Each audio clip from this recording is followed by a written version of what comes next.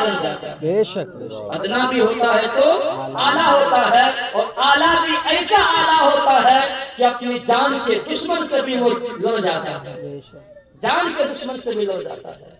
میرے دوستوں, تو غوث کی شان وہ ہے, لیکن پتہ نہ پیغام کیا دینا وہ سنیے.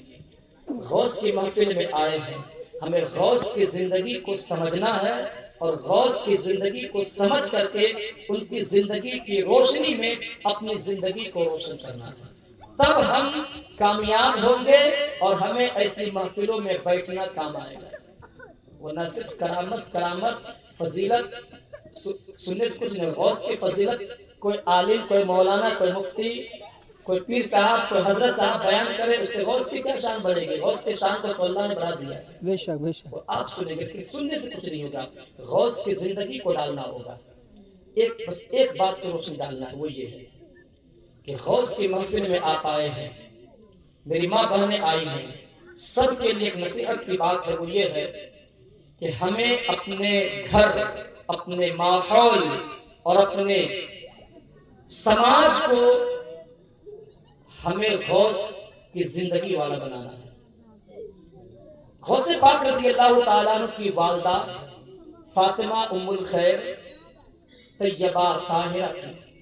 اتنی پاک باز تھی, آپ کو بتا دیں کہ غوث پاک رضی اللہ تعالیٰ عنہ کے والد گرامی سے جب شرط کر کے, جب غوث پاک کے نانا عبداللہ صومعی نے نکاح کی بات کہی اور کہا کہ میری ایک لڑکی ہے جو آنکھ کی اندھی ہے, کان کی بہری ہے, زبان کی گونگی ہے, ہاتھ کی لولی ہے اور پاؤں کی لنگڑی ہے, تو تجھے ان سے شادی کرنی پڑے گی, تب تیرا جو قصور ہے وہ معاف ہوگا.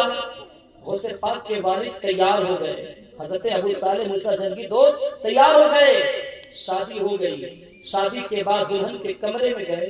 جب دلہن پر نظر پڑی تو دیکھا کہ دلہن تو محجبی ہے, حسن و جمال کی ملکہ ہے, آنکھ سے دیکھ بھی رہی ہے, زبان سے بول بھی رہی ہے, کان سے سن بھی رہی ہے, ہاتھ سے پکڑنے کی طاقت بھی رکھتی ہے, پاؤں سے چلنے کی قوت بھی رکھتی ہے.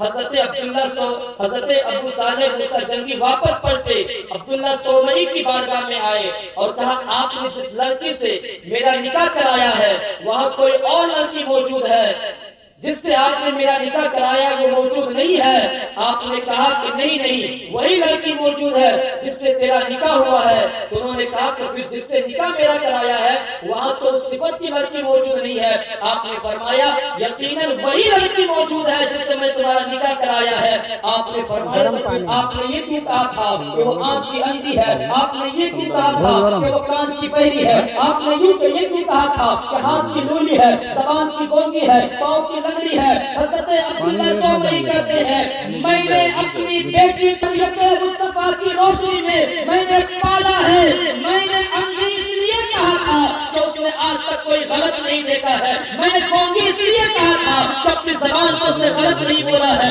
میں نے بہری اس لیے کہا تھا کہ آج تک اس نے اپنے کان سے کوئی غلط نہیں سنا ہے. میں نے لولی اس لیے کہا تھا کہ اس نے اپنے ہاتھ سے کوئی غلط کام نہیں کیا ہے. اور میں نے پاؤں کی لنگڑی اس لیے کہا تھا کہ اس نے اپنے پاؤں سے چل کر کے کوئی غلط نہیں کیا ہے. اور دنیا والے ایسی پاک بازارت کو معذور سمجھتے ہیں, لیکن اللہ کی بارگاہ میں اس کا مقام بلند ہوتا ہے. اور ایسی پاک باز عورت سے اور ایسے پاک باز باپ سے جو بیٹا جنم لیتا ہے دنیا انہی کو غوث اعظم کہتی ہے. واہ حق ہے, حق ہے.